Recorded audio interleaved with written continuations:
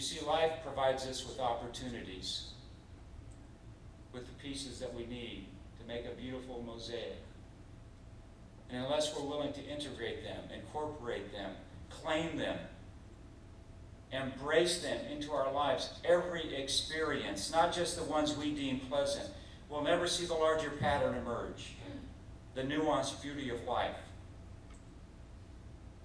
Sometimes we only get glimpses.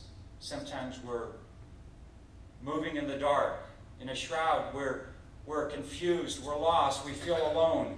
But if we choose to live unconditionally and embrace all of the pieces of our lives, not editing out any one, then this mosaic, this tapestry begins to emerge.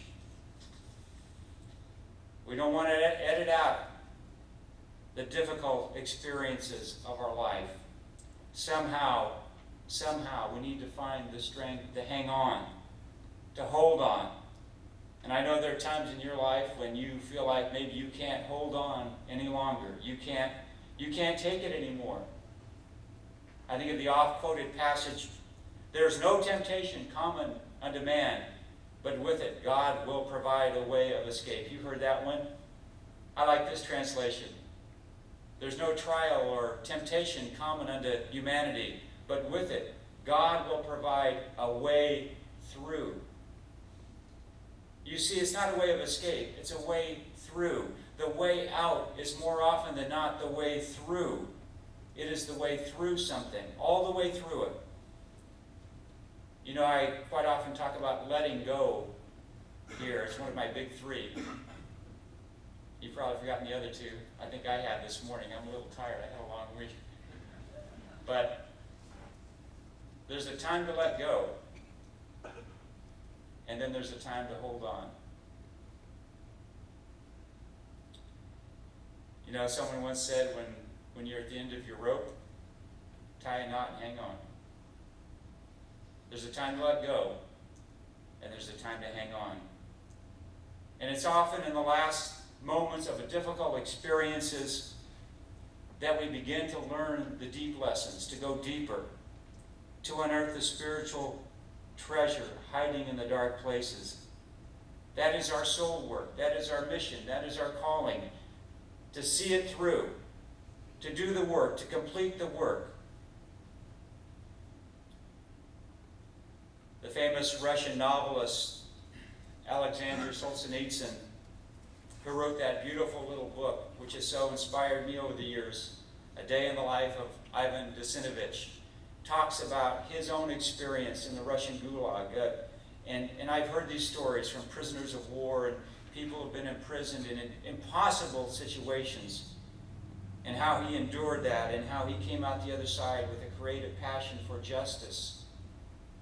How he spoke his truth at all costs and made such a difference in the world. And he has a little maxim that's been used. It's called the rule of the final inch. It goes like this. The rule of the final inch consists in this: not to shirk this critical work, not to postpone it.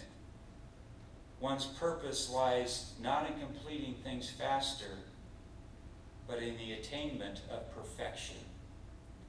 And by perfection, he meant completion, wholeness, which is our calling, to come to our own wholeness and completion as human beings. And you know, when I look at my dark and difficult days, when I look back at the most trying times of my life, I've grown to cherish each one. I wouldn't trade one of them, because they made me reach up, first of all, and reach within myself, and they made me reach out to other people, to rely on other people, and to trust in the care of other people. And more I realized they were really the most important times in my life. What was not most important is not what happened around me or to me. What was most important was what happened within me. You see, it's not what becomes of me that's most important. It's what I become. And I cannot become who I really am, who I'm called to be, without incorporating every dark and difficult experience that I've had. Now, I know we all carry our own burdens and struggles, and most of those are very private. Sometimes we share on Sunday morning, we share in small groups, support groups, and so forth. But I know that for many of us, our secret burdens are carried privately, hidden from public view. But remember this, even if they're hidden from public view, they're not hidden from the mind and the heart of God. And you're not alone. When your faith is under fire, remember, you're not alone. God is walking with you. I know some of you love that little poem, Footprints. Having walked those very difficult days, seemingly alone, you look back in your lives and you realize that God was carrying you all along. The psalmist said, I brought you through fire and water to a place of abundance. There's a treasure waiting in your dark and secret places that you might know it is the Lord God who loves you and who calls you by name.